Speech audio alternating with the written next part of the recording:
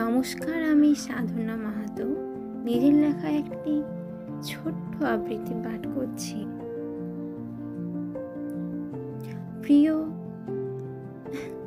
নামটা আজ আর নাইবা বললাম। নীরবতার প্রাচীর ভাঙলো যখন, আমি আর তোর নই এখন।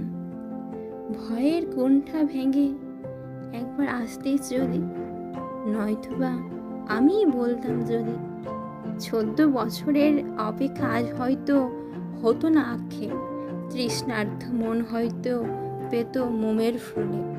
আচ্ছা, আমি তো আজ বড্ড সুখী, সংসারী তবু ঘরের নারী না কুটোটি।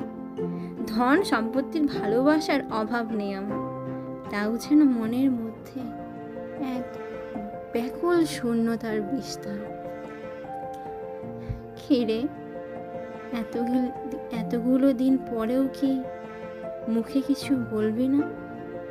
আমায় নিয়ে লেখা উপন্যাস পড়বি না? যে গানটা বেঁধেছিলি আমার চোখের উপরে গাইবি না?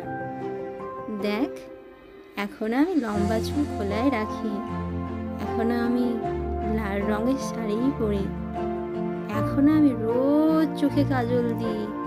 খিরে, আমায় নিয়ে আর কবিতা বাঁধবি না? মনের আর দোষ কোথায় বল? আমি তো সত্যিই এখন অনেক পর। জানিস তো, আমার একটা পুচকি আছে, এই সবে তার 18 মাস হয়েছে। তোর মনে আছে আমাকে নিয়ে লেখা তোর প্রকাশিত প্রথম বই বৈশাখী? আমিও ভালোবেসে তার নাম লিখেছি বৈশাখী।